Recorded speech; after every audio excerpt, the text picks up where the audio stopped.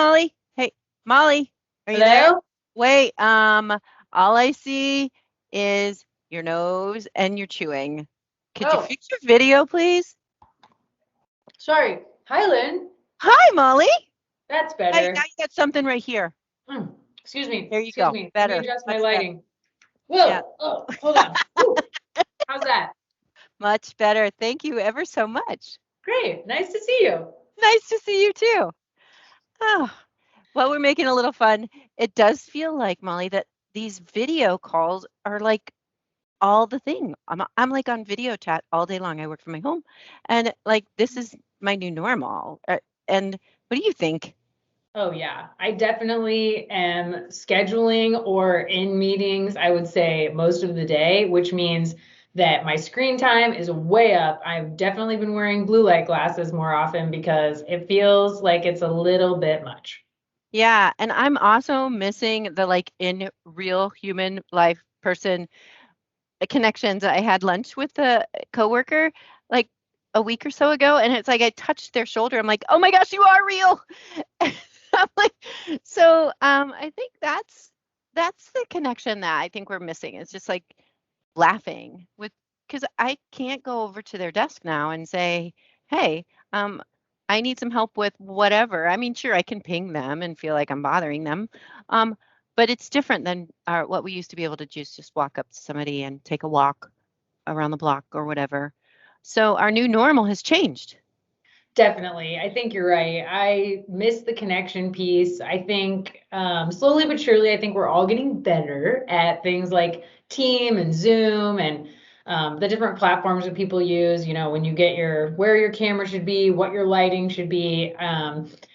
Thanks for correcting me there. I do think it makes a big difference to really be able to see people's faces and see how they react and at least feel like you're in the same room with them. So I think there have been some advantages, especially with teams working all over the country or something like that. But I agree. I think the collaboration and the connection has really been what I've missed a lot.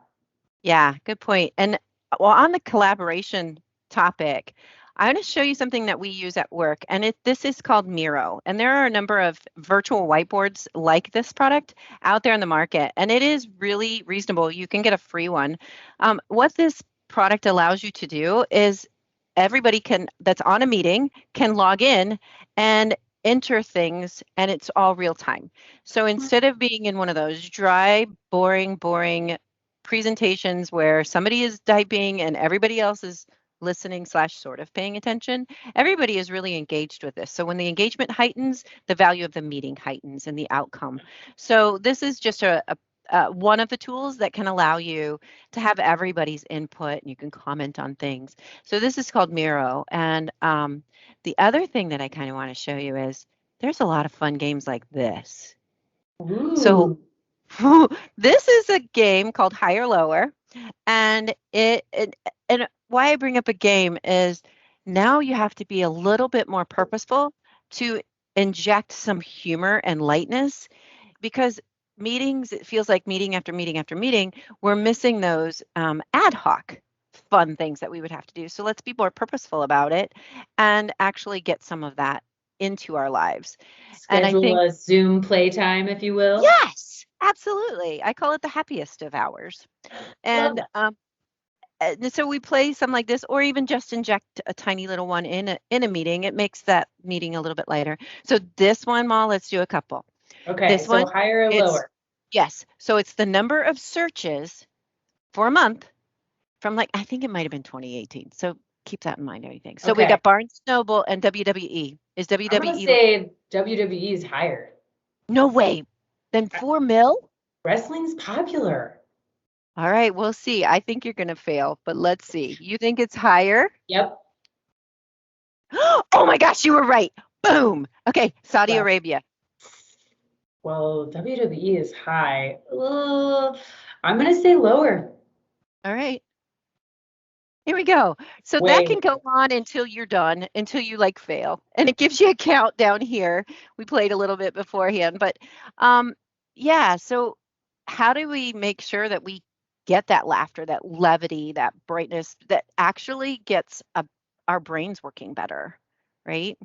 I think that's a good point. I mean, one of the things that I've certainly experienced at work from home is just sort of my work-life balance has sort of fizzed together. And so I probably work longer and don't take the breaks I would need to get up and stretch or go talk to a friend or some of those things. And so, I mean, even if you have to schedule a little bit of levity or a little bit of fun, as well as collaboration opportunities, those are things that can really strengthen a team. And just remind you that, it doesn't have to be all about business. It needs to be, there's those relationships that also have to be cultivated through all this, because I'm sure the thing that we're missing the most in all of this is just connection and Yeah, spending time with the people that we enjoy seeing.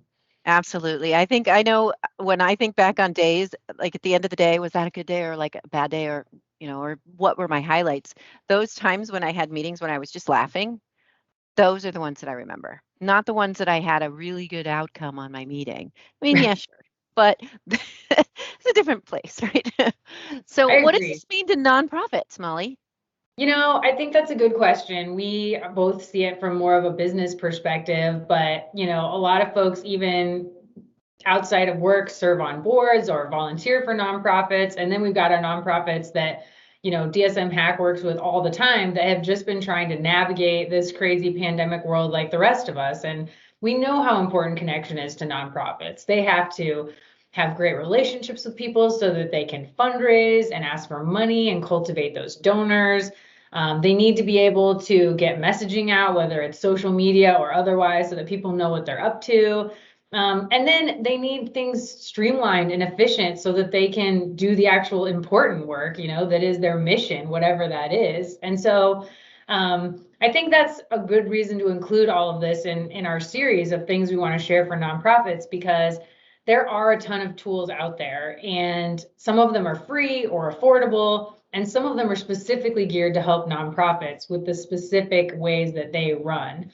And so I think when we imagine our future, we want to take the best of what we've learned in the pandemic, some of the things like Miro, like you mentioned, or being able to log on with a team, even if you're all over the country and get together for a meeting, being able to laugh and have some fun, even as like a quick break in your day. All of the good parts of that can be carried forward into more of like a hybrid model where we can be really efficient with our time and our money, which is also something that's super important to nonprofits. Yeah, absolutely. I think you said it great. And I think it's just how do we get better, right? And I think this is another step towards us. And I think that nonprofits do use this type. We're in a nonprofit and we use this type of thing. So um, just another step in our progress to get these videos out. We're going to have some links available along with a blog to be able to share with you some of our learnings and to grow everybody. And so we'll have more of these. So stay tuned for our next one, right? Absolutely. Thanks for tuning in. Bye, guys. Bye.